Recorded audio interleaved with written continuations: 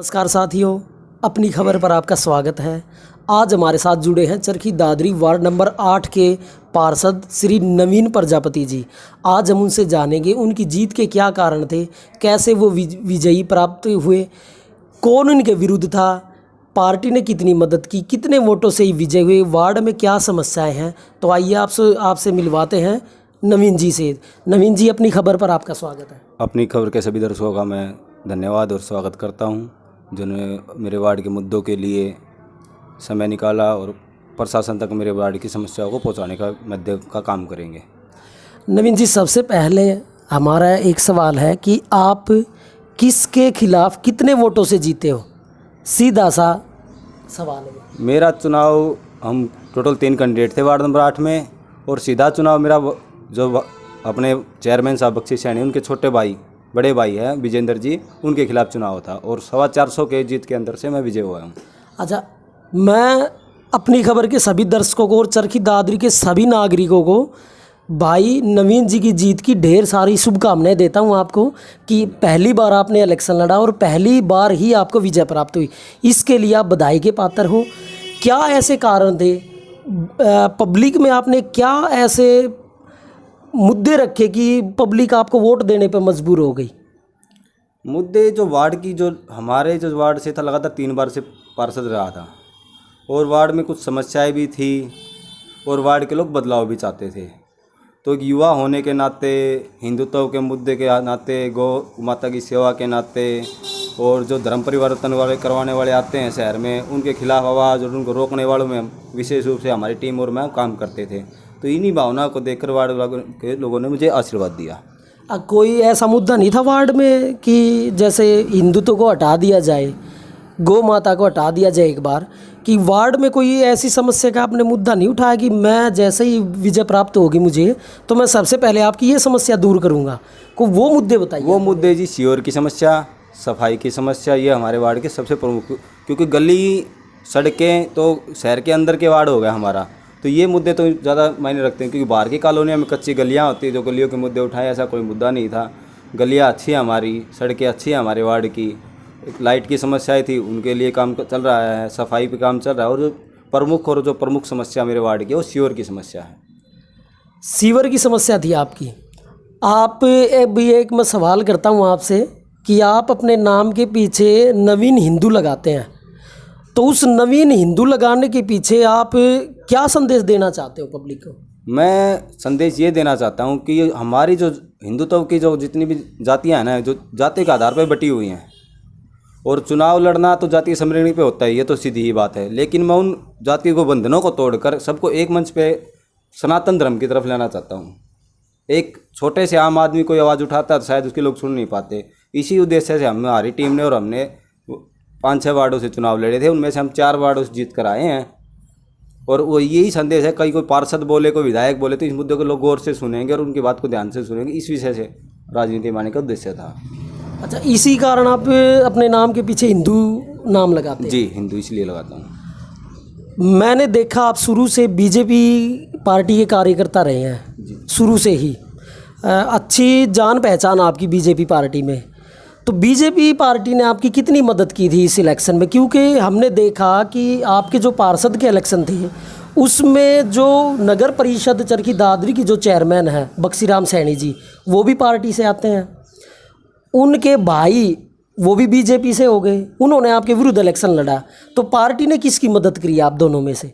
Party संगठन माननीय सतेंद्र परमार जी हमारे जिला अध्यक्ष हैं, भाई पूर्व चेयरमैन संजय छपारिया जी, और संगठन के जो प्रमुख पदों पर जिले के दायित्ववान बने हुए, उन्होंने खुले तन मन धन से मेरा सहयोग किया, और आर्थिक रूप से भी, वोटों की मदद से भी। हर जगह से पता था भाई नवीन एक गरीब बिल्कुल साधारण परिवार से आता है, जैसे कि आपने मेरी दुकान देख भी ली, एक बिल्कुल मध्यवर्गीय परिवार से हूँ। हर तरह से उन्होंने मेरी संगठन के रूप से अच्छे से अच्छे मदद की, और जो जीत का मार्जिन रहा है जो मेरा बड़ा, वो यही कारण रहा है कि संगठन ने मेरे तन मन धन से मदद की। तो आप मानते हैं कि बीजेपी पार्टी ने आपकी खुले दिल से ओपन होकर मदद की है? बिल्कुल जी। इसका सीधा सीधा उदाहरण है ना, जब प्रदेश का अध्यक्ष ओम प्रकाश धनखड़ जी दबाव डालता है कि चेयरमैन उम्मीदवार के ऊपर कि भाई अपने भाई और भाभी के इन 2 वार्डों से फार्म उठाओ, तो अगर संगठन हमारी मदद ही नहीं करता तो ऐसा बयान थोड़ी देते। जी बिल्कुल, पार्टी ने आपकी मदद की है। एक और सवाल है थोड़ा ज़्यादा तीखा ये कि अभी हाल ही में वाइस चेयरमैन के इलेक्शन हुए थे चरखी दादरी नगर परिषद में। मीडिया में खबर थी कि 17 पार्षद सुबह एक साथ चाय पीते हैं, और जब वोटिंग की बात आती है तो सिर्फ और सिर्फ 7 वोट मिलते हैं। जो बीजेपी का कैंडिडेट था नगर परिषद वाइस चेयरमैन का, जो बीजेपी का कैंडिडेट था, उसको सिर्फ 7 वोट मिलते हैं। तो वो क्या कारण रहे कि सभी पार्षद एक साथ 17 के 17 चाय पीते हैं, नाश्ता, और उसके बाद जब वोटिंग की बात आती है सिर्फ 7 वोट मिलते हैं? उसको आप कैसे देखते हैं? कौन था हार का कारण इनका? देखो, हार का कारण कई कारण हो जाते हैं इसके अंदर। एक तो जैसे मैं पहले भी पिछले चुनाव में भारतीय जनता पार्टी का कार्यकर्ता रहा हूँ, लोकसभा में भी बूथ के ऊपर झोला पकड़ के बैठा हूँ, टेंट तक गाड़ के बैठे हैं। और जहाँ तक बात वोट कोई फर्जी वोट डालने उनकी लड़ाई झगड़े की नौबत आती थी तो वो भी मैं उठाने के लिए तैयार रहता था। लेकिन अब माहौल दूसरा हो गया है। कोई संगठन का कार्यकर्ता 20, 30, 40 साल मेहनत करता है और उसके ऊपर एकदम से कोई पैराशूट कैंडिडेट लेके आ जाता है तो अब वो कार्यकर्ता उस चीज़ को सहन नहीं करता। इसी के कारण आप लोगों ने ये देख भी लिया होगा कि विधानसभा में एक तरफ लहर थी पार्टी की और फिर भी हम सीट हार गए दादरी की। नहीं, इसका जो वाइस चेयरमैन आपकी पार्टी का हार गया, विपक्ष जीता है जी, जिस भी पार्टी का रहा हो, संदीप जी जीतते हैं वाइस चेयरमैन का इलेक्शन। उसमें मेरा सीधा सा ये सवाल था आपसे कि 17 पार्षदों ने एक साथ चाय पी है, क्या ये सच है? वो शायद उनकी कोई रणनीति में कमी रही होगी। आप शामिल थे या नहीं? आप शामिल थे 17 पार्षदों में? मैं 17 पार्षदों में शामिल था, वोट देने वालों में मैं शामिल था, क्योंकि मात्र 6 ही वोट तो हमारी पार्टी के थे। 5 भारतीय जनता पार्टी के पदाधिकारी के तो पार्षद बने हैं और 6ठा हमारा भारतीय जनता पार्टी का चेयरमैन भाई बख्शी सैनी। तो ऐसी क्या रणनीति रही कि जो आपकी पार्टी के वाइस चेयरमैन उम्मीदवार थे, क्या उन्होंने गलती की या कुछ पार्टी में नए नए आए थे जिससे कि पार्षद खिलाफ थे उनके? कोई हार का तो कारण रहा का मरूख ये रहा कि वो पैराशूट उम्मीदवार था। अगर हम 5, 6ठा तो हमारा चेयरमैन हो गया था, 5 हम पार्षद थे, 5 में से किसी एक को भी अगर ये वाइस चेयरमैन के लिए लड़ा देते तो निश्चित ही हम जीत के आते, और इतने इससे ज़्यादा अंतर से हम जीत के आते। तो नवीन जी कह रहे हैं कि जो भारतीय जनता पार्टी का वाइस चेयरमैन का उम्मीदवार था चरखी दादरी नगर परिषद का, वो पैराशूट से उतारा हुआ था, यही कह रहे ना, चाह रहे हैं ना? नहीं जी। अच्छा, इस इलेक्शन में एक चीज़ और हमने देखी कि जो ये पार्षद के इलेक्शन थे उनके साथ चेयरमैन के इलेक्शन भी थे, जो कि खुले सभी ने वोट डाले चरखी दादरी की जनता ने। इसमें अपना जो समाज है जी, प्रजापति समाज है, वो हमने सुना और देखा भी कि जो अपने चेयरमैन साहब है बख्शी राम सैनी जी, वो बीजेपी के उम्मीदवार थे, और सुनने में आया कि पूरा समाज उनके खिलाफ था। वो क्या कारण था कि वो पूरा समाज, जबकि लगभग बीजेपी के कार्यकर्ता हैं, आप भी बीजेपी के कार्यकर्ता हो, आपको भी कहीं नहीं देखा गया उनके साथ वोट मांगते हुए, ना किसी समाज के अन्य व्यक्ति को देखा गया। तो क्या कारण थे कि पूरा समाज या कुछ समाज उनके खिलाफ हो गया जो कि बीजेपी का कट्टर कार्यकर्ता है? प्रजापति समाज चरखी दादरी और अदर जितने मेरे विधानसभा में प्रजापति समाज के लोग आते हैं, उन्होंने मुझे खुले रूप से पगड़ी पहनाकर पंचायती रूप से मुझे उम्मीदवार बनाया, और यही कारण था कि उन्होंने तन मन धन से जो मेरे साथ लगे थे। और रही बात इनके खिलाफ होने की, तो खिलाफ होने की बात यह है कि उन्होंने अपना भाई खुद मेरे सामने खड़ा कर रखा था। हमारे समाज ने इसका विरोध किया कि आप अपने भाई का पर्चा वापस ले लो, हम आपके साथ काम करने के लिए तैयार हैं। लेकिन उन्होंने हमारी बात मानी नहीं, संगठन की बात मानी नहीं, तो इस कारण से हमारा पूरा समाज बिल्कुल एक तरफा खिलाफ था। नवीन जी, एक और पूरी चरखी दादरी में मुद्दा उठा जब वाइस चेयरमैन के इलेक्शन हुए, आप पर आरोप लगे कि आपने पैसे लेकर, दोनों से पैसे ले लिए या एक से लिए हैं। काफ़ी मुद्दा उठा, ये काफ़ी चर्चा का विषय रहा ये। तो उस विषय में आप हमारी जनता को और पूरी चरखी दादरी को क्या समझाना चाहोगे कि ये सही था या गलत था? देखो, ये सभी हवाई बातें थी। किसी ने व्यक्तिगत अपनी फेसबुक आईडी से डालता, भाई जोगिंदर जी आप, मैं डालता हूँ, आपने ये काम किया तो डालो, तो मैं उसके ऊपर कार्रवाई भी करवाता। कोई फर्जी अकाउंट थे, वो एक हमें बदनाम करने की साजिश थी और कुछ नहीं था। और रही बात बिकने बिकाने की, धमाल से पहले ही नहीं बिके। अब मैं चुनाव लड़ रहा था, उस समय मेरे पास 10 लाख रुपए का ऑफर आया था कि आप क्विट कर लीजिए चुनाव से, आप अपना ऑफिस बंद कर दीजिए, आप अपने घर पे बैठ जाइए। किसने 10 लाख का ऑफर दिया? विपक्षी वालों ने। विपक्ष वालों ने। विपक्ष में भी कोई होगा ऐसा? देखो, कुछ ही बातें होती है, नाम लेना अच्छा नहीं होता, क्योंकि राजनीति की चर्चा ये होती है कि बात तो इतना ही सारा राजनीतिक लोग समझ जाते हैं कि किसने दिया किसने नहीं दिया, लेकिन नाम लेना, अब जिस पद पे बैठा हूँ उस हिसाब से नाम लेना गलत हो जाता है। अभी मैं आपके वार्ड नंबर 8 में कोर्ट के पीछे गए थे हम, आप भी हमारे साथ थे, हम आपको लेकर गए थे। वहाँ प्राइमरी स्कूल चलता था कभी, उसके बाद आंगनबाड़ी भी शुरू हो गई थी। उसमें इतना पानी भरा हुआ कि कोई अंदर जा नहीं सकता, जानवरों का भी खतरा है पानी के अंदर, सांप वगैरह भी पाएगा, घास भी काफ़ी बड़ी बड़ी है। इस मुद्दे को आपने कहाँ तक उठाया कि प्राइमरी स्कूल था, अभी बच्चे अब इतर बितर हो गए, कहाँ कहाँ पढ़ने लग गए, ये मुद्दा आपने कहाँ उठा, कितनी सुनवाई हुई आपकी इस पर? ये मुद्दा मैंने मेरी हाउस की मीटिंग में, जो हमारी पहली हाउस की 17 अगस्त को हमारी जो हाउस की मीटिंग थी उसके पूरे ज़ोर शोर से उठाया था, और पब्लिक हेल्थ के जेई एक्शन को सबको लिखित रूप में और मौखिक रूप में मैं लिख के देने वाला हूँ। तो कुछ आश्वासन मिला आपको इस विषय में? उन्होंने आश्वासन दिया कि सीवर लाइन थोड़ी डैमेज है, ये पानी निकल जाए, इसके बाद हम मोटर लगा के सीवर स्कूल का पानी निकलवा, लेकिन अब तक पिछले 2 महीने से ज़्यादा समय हो गया, अब तक कोई कार्रवाई इसके ऊपर नहीं हुई है। अभी मान लो अगर ये कार्रवाई नहीं होती है आने वाले कुछ समय में, तो क्या आप क्या रुख करोगे इसका? देखो, अभी जो है ठेकेदार पब्लिक हेल्थ के धरने प्रदर्शन में बैठे, हम पिछले हफ्ते हमारी एक्शन साहब से बात हुई थी, वो बोलते हैं कि इनको उठने लेने दो, उसके बाद अगर उसके बाद भी कोई कार्रवाई नहीं होती है तो आंदोलन का रूप बिल्कुल निश्चित ही मैं भूख हड़ताल पर बैठूंगा। झज्जर घाटी में एक और समस्या जो काफ़ी बड़ी समस्या है, वो एक बड़ा हादसा भी हो सकता है वहाँ पर, आप भी हमारे साथ थे वहीं पर। एक सीवर का जो है वहाँ पे गड्ढा बन चुका है, और वो ही रास्ता जहाँ से कॉलेज के बच्चे, स्कूल के बच्चे आते जाते हैं। कोई बड़ा हादसा ना हो उसके लिए आपने क्या कदम उठाए? सबसे पहले तो इस मुद्दे को भी हमने एक्शन साहब से बिल्कुल कॉल कह रखा है, और इसके ऊपर चालियाँ जो मैंने खुद डलवाई है कि ताकि कोई हादसा ना हो।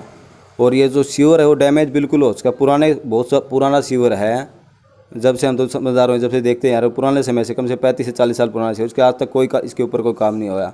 और जो यहाँ पे ओवरफ्लो पानी हो रहा था उसके ऊपर हमने खुद अपनी जेब से खुद कसी मेहनत करके इसके ऊपर एक ओवरफ्लो का पानी हमने, ताकि लोग ज़्यादा परेशान ना हो। और एक्शन साहब से खुली तौर पे कह के आऊँ, अगर इसके अंदर कोई हादसा हो गया तो मैं पब्लिक हेल्थ के ऊपर, पब्लिक हेल्थ के अधिकारी के ऊपर 120B के तहत, साजिश के तहत का मुकदमा दर्ज करवाऊँगा।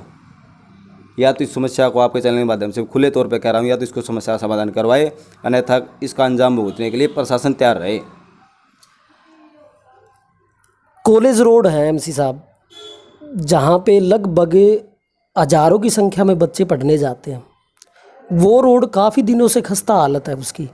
नया भी बनाया था लेकिन वो काम नहीं हुआ, 2 बारिश में ही धुल गया। वो रोड काफ़ी बुरा है, आए दिन कोई भी गाड़ी निकलती वहाँ तो पत्थर निकल के किसी ना किसी को लगते हैं। वहाँ पर दुकानदार अपनी दुकान नहीं चला पा रहे हैं, धूल मिट्टी ज़्यादा उड़ती है, सीवर ब्लॉकेज है।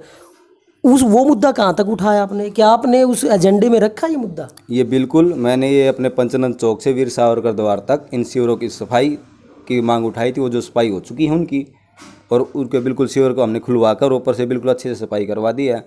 अब सीवर की सफाई होने के बाद जो टूट फूट हुई है उसको मैंने चेयरमैन साहब के सानिध्य से मिलकर, चेयरमैन साहब ने पूरा सपोर्ट किया इस मामले में मेरा, और कह रहे हैं कि बिल्कुल है जैसे ही सीवर का काम करवा के इनको बिल्कुल ओके करवा देंगे, सड़क को बिल्कुल नए सिरे से बिल्कुल अच्छी बनवाएंगे। मैं दर्शकों को बता दूं कि जो नवीन जी हैं वो चरखी दादरी नगर परिषद में सबसे युवा पार्षद हैं। आपकी उम्र कितनी हुई है? 30 साल जी। 30 साल। 30 साल की उम्र में पार्षद नहीं बनते हैं, ये बन गए हैं। इनके अंदर काबिलियत थी तभी लोगों ने बनाया इनको पार्षद। आप हमें ये बता दीजिए नवीन जी, जब हाउस की मीटिंग हुई, हाउस की मीटिंग में क्या क्या मुद्दे आपने रखे चेयरमैन साहब के आगे, कितनों पर सहमति हुई, और कौन से ऐसे मुद्दे थे जो आपके पास नहीं हुए, और कितना समय लगेगा उन मुद्दों को सुलझाने के लिए? सबसे पहले तो ये बताइए कि कौन कौन से मुद्दे आपने वहाँ रखे चेयरमैन साहब के आगे? वार्ड में जितनी सीवर है उनकी सफाई के लिए मुद्दे रखे, जितनी गलियाँ हमारी टूटी फूटी उनको रिपेयरिंग के लिए रखे, ताकि अच्छे से जो खड्डे नुमा बनी हुई बीच बीच से वो खड्डे ठीक भरे जा सके। लाइटिंग के पोल के लिए मैंने मांग रखी कि वार्ड में कई जगह रात को अंधेरा रहता, कुछ जगह पर वहाँ पे नई लाइटें लगें। और पीने के पानी में तो बुरा हाल है पूरे शहर का, ये आप लोगों को पता है, आप भी लोकल ही हो, तो उसके लिए मैंने 25 समरसीवर मांगे नगर पालिका से कि हम गलियों में 2 या 3 गलियों का जो टर्निंग पॉइंट बनता है वहाँ पे लगवा दे, तो लोगों को पीने के पानी की राहत मिल सके। ये तो सीवर की होगी, और भी समस्या है? आपने कितने बिंदुओं पर? मैंने टोटल 36 बिंदुओं पे अपने रखे थे, और चेयरमैन साहब ने बिल्कुल खुले मन से 36 से 36 मेरे एजेंडे में डाले हैं काम हेतु, बिल्कुल खुले मन से, क्योंकि वो भी 15 साल से यहाँ पे पार्षद रह चुके हैं। जैसे ही बजट पास होगा, जैसे ही पैसा आएगा नगर परिषद में, तो आपके 36 के 36 मुद्दों को सुलझाने का प्रयास किया जाएगा। प्रयास किया ही नहीं जाएगा जी, बिल्कुल होंगे। अच्छा, होंगे, पास हो चुके हैं, मोहर लग चुकी है उन मोहर पर। लग चुकी है। अब आगे से जैसे चंडीगढ़ से जाके पास फाइल होके आती है और जैसे ही बजट आता है उनके ऊपर काम करना शुरू हो जाएगा। अच्छा, एक लुभावना मुद्दा, लगभग मैं पहले भी किसी पार्षद से पूछ चुका हूँ, लगभग पार्षदों ने अपने पंपलेट में एक लुभावना मुद्दा रखा था। मुद्दा नहीं, ये कि वायदा किया था कि जैसे ही मैं पार्षद बनूंगा या बनूंगी कि अपने वार्ड में वाईफाई फ्री चलेगा। तो आपने भी ऐसा कुछ नहीं, वायदा मैंने किया? कोई वाईफाई का मुद्दा नहीं उठाया। मैंने तो हाउस की मीटिंग में सीसीटीवी कैमरे लगवाने का मुद्दा उठाया था अभी, ताकि यहाँ पे मेरा जितने भी स्कूल कॉलेज है, मेरे वार्ड से सभी बच्चे पैदल और स्कूल बसों के अंदर जाते हैं, और तकरीबन 60% हिस्सा आबादी और 40% मेरे में मार्केट पड़ती है मेरे वार्ड में, ताकि सीसीटीवी कैमरे लग सकें। वो 4 जोनों में उनको बांट दिया जाए ताकि आपराधिक घटनाएं ना हो, छेड़छानी की, मेरी बहनें जो स्कूल कॉलेज में जाती हैं उनके साथ छेड़छानी की घटनाएं ना हो और अपराध पे अंकुश लग सके। मैंने इस मुद्दे के ऊपर चेयरमैन साहब से बात की थी, चेयरमैन साहब ने खुले मन से हाँ भर ली थी। आपने पहली बार इलेक्शन लड़ा पार्षद का और पहली बार ही आप जीत गए, तो कुछ तो ऐसे मुद्दे रखे होंगे पब्लिक के आगे कि वो आपके, जैसे आपने ये कहा कि हाँ मैं ये करवा दूंगा वार्ड में, जो पीछे एमसी थे आपके उनको हराया है, तो ऐसे क्या मुद्दे थे? मतलब पब्लिक आपके साथ जुड़ने के लिए मजबूर होगी कि हाँ भाई हमारी आवाज़ ये बंदा उठा देगा। तो कुछ ऐसे मुद्दे बताइए जो आपने देखो, मेरा वार्ड समृद्ध वार्ड है, क्योंकि पिछले 15 साल से एक ही पार्षद रह रहा था 3 योजना से, तो वो उनके सामने समस्या आती रही, समस्या समाधान करते रहे, तो ज़्यादा समस्याएं है नहीं। मैंने पहले ही बता दिया कि सीवर की समस्या जो पूरे शहर की है उसके ऊपर काम चल रहा है। और रही बात सफाई की, तो सफाई के ऊपर हमने पिछली 6 तारीख को मीटिंग थी, उसके ऊपर सभी पार्षदों ने और चेयरमैन साहब ने बैठ कर चर्चा करके एक सानिध्य कार्यक्रम रखा है कि हम अधिकारियों के साथ मिलकर, सफाई कर्मचारियों के साथ मिलकर काम करेंगे। उसके लिए हम बिल्कुल खुले मन से खुद झाड़ू उठाने के लिए तैयार हैं कि हमें हमारा वार्ड साफ़ सुथरा चाहिए। और रही बात किसी की के बाद कहते हो कि क्या मुद्दा आपने ऐसा रखा कि लोग आपकी तरफ एक्टिव हुए, उन्होंने एक तो बदलाव चाहते थे, दूसरा युवा चेहरा चाहते थे, तीसरा और जो सबसे बड़ा प्रमुख मुद्दा है वो मेरी हिंदुत्व की भावना को रख के, धर्म की भावना को रख के और सेवा भाव को रख के उन्होंने मुझे आशीर्वाद दिया। आपके वार्ड में हिंदू के अलावा भी कोई वोटर है? नहीं, कोई वोटर नहीं, सारे हिंदू हैं? सभी हिंदू हैं। हिंदू का मुद्दा ही आपने उठाया, जैसे बीजेपी हर जगह पे हिंदुत्व को आगे बढ़ाती है, तो वही चीज़ आपने भी आगे बढ़ाई है। वो क्यों नहीं बढ़ाएं? आज आप दादरी की जो प्रमुख समस्याएं हैं उनमें से मैं एक प्रमुख समस्या गिनवा देता हूँ। जितने लोहे के सीवर के मैन होल आपने देखे, मैंने आपको दिखाया भी कि यहाँ पे एक ढक्कन चोरी हो गया। जितने भी हमारी नगर परिषद जाल लगाती है सीवर में पानी पहुँचाने के लिए, गलियों का बरसाती पानी पहुँचाना, आप गांधीनगर में देख लो, बिल्कुल एक लाइन में सारे फाट रहे, पूरे काट मंडी में जाके देख लो, किसी भी वार्ड में जाके एक भी जाल और एक लोहे का सीवर का ढक्कन नहीं मिलेगा। कभी आपने सोचा कि ये कारण क्या है? हमारा लोकल कबाड़ी जो व्यक्ति है, जो सिंपल है, हमारा शहर का ही रहने वाला, वो ऐसी घटना नहीं करेगा, क्योंकि उन्हें पता है कि आपराधिक मामला दर्ज हो जाएगा, चोरी का मुद्दा, सरकारी संपत्ति को उठाने का। जो जितने भी रोहनी मुसलमान हमारे शहर में जो कबाड़ का काम करते हैं वो इनको चोरी करते हैं, और ऐसे कैसे करके इन्होंने अपने ठेकेदार पैदा कर रखे हैं जो यहाँ के ऐसी चोरियाँ करवाते हैं। कितने मानते रोहिंग्या मुसलमान चरखी दादरी में? 10,000। 10,000 के करीब रोहिंग्या मुसलमान चरखी दादरी में, और सबसे ज़्यादा 10,000 है, इससे ज़्यादा भी हो सकते हैं। और अपराध का कारण प्रमुख ही ये है, क्योंकि इनकी ना ही कोई आधार कार्ड, ना ही कोई आइडेंटिफिकेशन, कोई भी अपराध करके कहीं झुग्गी झोपड़ियाँ में छुप जाए, पुलिस वाले भी परेशान, कोई पता ही नहीं है यहाँ का है या नहीं, तो कैसे उनको ढूंढेगा? तो आप कभी इनको पनाह कौन देता? अपने ही लोग पनाह दे रहे हैं या वैसे ही बगैर आईडी के ये अपने आप आ गए इधर? इनको ये आपकी बात मानने की है कि अपने ही लोग पनाह देते हैं, उसके ऊपर ही तो काम करना। भी यही बदलाव के लिए तो हम आए हैं नगर परिषद में। एक भी तो रोहिणी मुसलमान को शहर में रहने नहीं दूंगा, बिल्कुल खदेड़ के बाहर निकालूंगा। कोई अपराध करता मिला तो खुद मैं कानून को अपने हाथ में लेने के लिए, उनकी पिटाई करने के लिए तैयार हूँ, प्रशासन को उनको सौंपूंगा। ये काम करने के लिए मैं तैयार हूँ। नवीन जी, एक और बता दीजिए हमारे दर्शकों को कि ये रोहिंग्या मुसलमान क्या होते हैं, कहाँ से आए, ये कौन है? ये रोहिंग्या मतलब बांग्लादेशी और म्यांमार से जो वहाँ से खदेड़ दिए गए, गरीबी भुखमरी से तंग आकर दूसरे उनके मुस्लिम भाइयों ने खदेड़ कर भारत बांग्लादेश की सीमा से होते हुए, मैं ये कहता हूँ शहर के हर एक कोने में और देश के हर एक कोने में ये बसे हुए हैं। और जो वैसे मुसलमान भारत के ही, उनको क्या संदेश देना चाहोगे? वो तो हमारे भाई हैं, वो हमारे भाई नहीं होते, 1947 हमारा देश आज़ाद होता अलग होता, तो उन्हें अपना देश अपना घर माना, तभी तो वो यहाँ पे हैं। मेरे भी अच्छे मित्र हैं मुस्लिम समाज से, जिनके साथ ईद के पावन पर्व पर मैं उनके पास जाता हूँ, उनका मीठा मुँह करवा, दिवाली के पास वो मेरे पास आते हैं मीठा मुँह करवाने, वो तो हमारे भाई हैं। तो आप सिर्फ रोहिंग्या मुसलमानों को ही टारगेट कर रहे हो? बिल्कुल। एक ऐसी समस्या है, बताओ आप, हमारे चैनल के माध्यम से ये आवाज़ सभी सुनेंगे, सभी के पास ये देखी जाएगी वीडियो। क्या समस्या ऐसी है कि आप डीसी साहब के पास गए हो या पब्लिक हेल्थ में गए या चेयरमैन साहब के गए हो और आपकी सुनवाई ना हुई हो उस पर? कोई ऐसी समस्या है आपके वार्ड की? प्रमुख समस्या तो सीवर की है हमारे वार्ड में।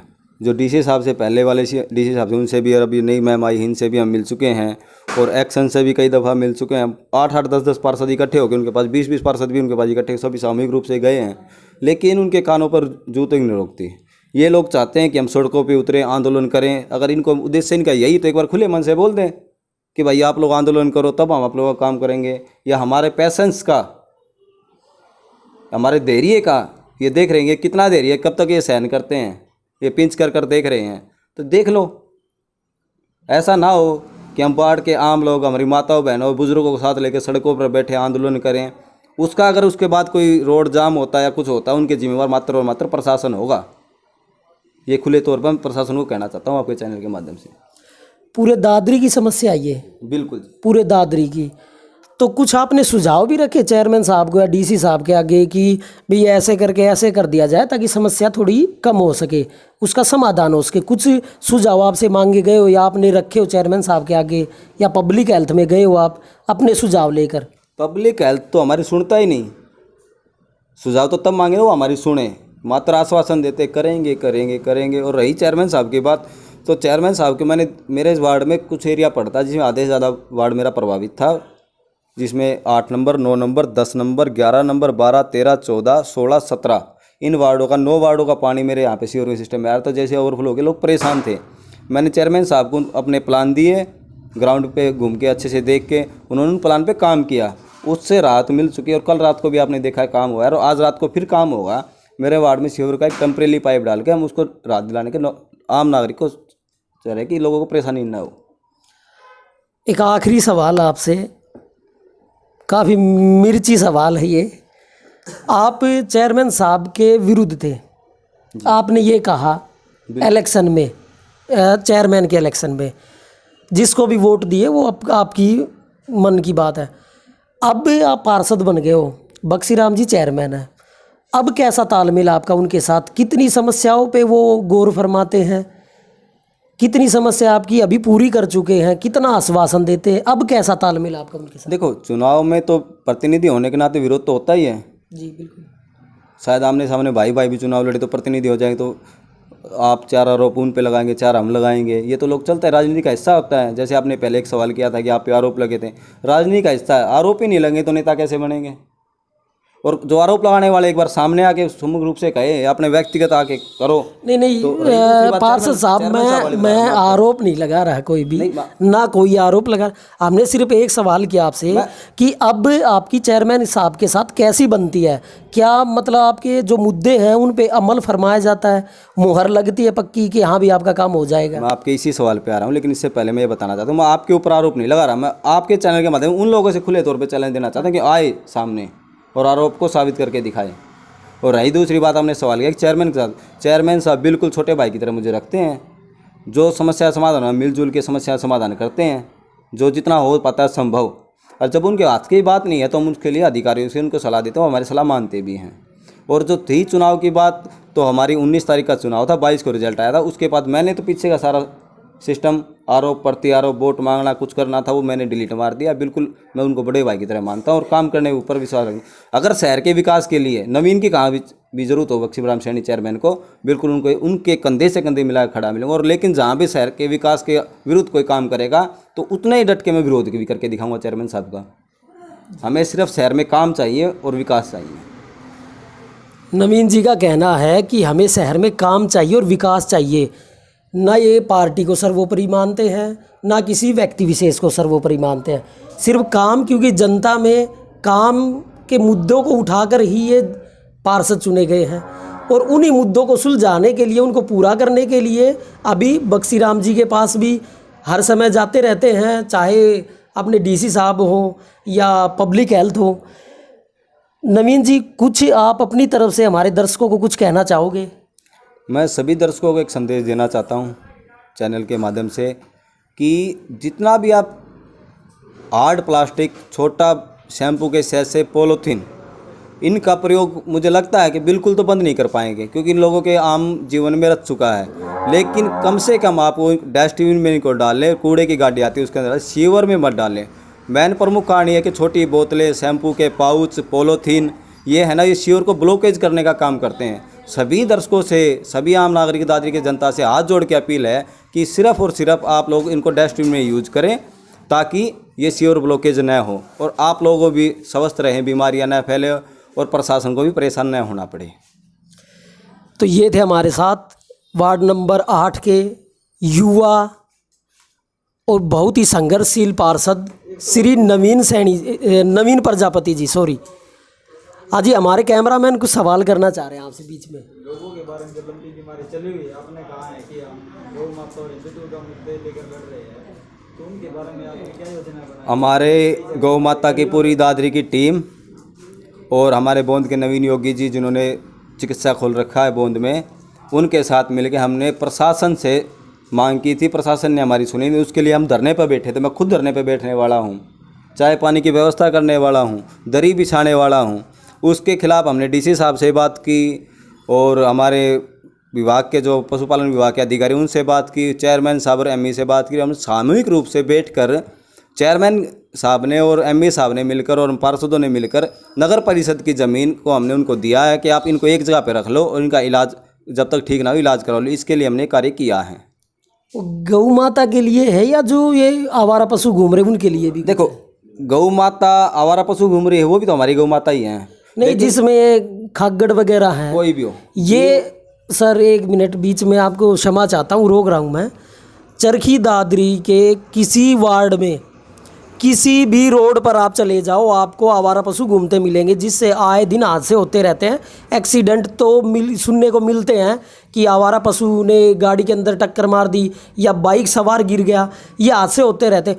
आप हिंदुत्व की लड़ाई लड़ते हो, आपने कहा कि सर्वोपरि गौ माता है, हिंदू के ऊपर ही आपने वोट मांगकर आप विजय प्राप्त हुई।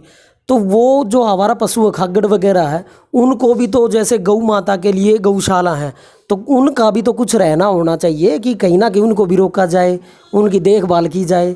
शायद मेरे को लगता है आप दादरी के बाशिंदे तो हैं, लेकिन दादरी में घूमते नहीं हैं। नहीं, एक नंदीशाला खोली गई थी, चल रही है। आप नवीन जी, मैं खोली गई थी, क्यों कह रहा हूँ वो शब्द, मैंने इसलिए कहा है। मैं अभी आपको लेके चलता हूँ, कहीं भी चलो आप, आपके इसी रोड पर वार्ड नंबर 8 में ही आवारा पशु मिल जाएंगे। तो उस नंदीशाला का क्या फ़ायदा जब आवारा पशु घूम रहे हैं? तो देखो, नंदीशाला खोली गई थी, उसकी क्षमता कम है। उसके लिए अब अगले जो हाउस की मीटिंग होगी उसके ऊपर भी काम करेंगे। और जो गौ माता, जो लंपी की बीमारी होती है, चाहे हमारे आकल हो, चाहे खागड़ हो, चाहे हमारी गौ माता हो, छोटी बच्ची हो, चाहे एनी कोई भी जानवर हो, कुत्ता बिल्ली चाहे कुछ भी हो, उसके लिए नगर परिषद ने स्पेशली हमने जगह अफोर्ड करवा दी है। आप उनको यहाँ पे रखो, जब तक ये ठीक ना हो जाए लंपी की बीमारी, इनका इलाज करो। इसके लिए हमने काम कर चुके हैं और रही आगे की जो समस्या है उनके ऊपर भी काम करेंगे। अभी तो मरने को मेरे को मात्र 3 महीने हुए हैं। अभी माफ़ी चाहता हूँ, कहना पड़ता है कि मुझे राजनीति का अनुभव नहीं है।